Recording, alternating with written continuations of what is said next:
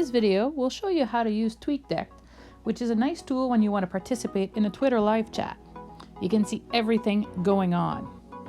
From here, you will go to the tweetdeck.twitter.com website. When you arrive here, you'll see some similarities between the Twitter app and the TweetDeck platform. In order to schedule a tweet, you do need to use TweetDeck. The first thing you have to do to schedule a tweet is click on the feather to create a new tweet. You here will write down your wisdom or your thought. From here, do not click on tweet right away. You will click on schedule tweet. And here you will choose a time and date for which you would like your tweet to be published. As you can see, I have a lot of columns here, and you can customize them.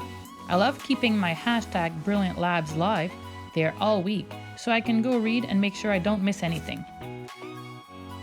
In order to add a column, you click on the plus sign, which is on the left menu. And then you add the column of which information you would like to see.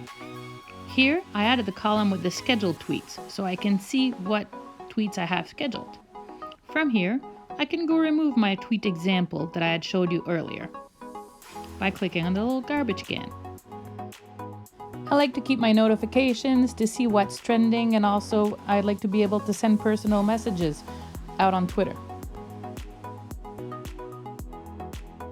In order to remove a column, after you are done looking at the messages, you click on the lines with the two little rounds at the top, and then you remove.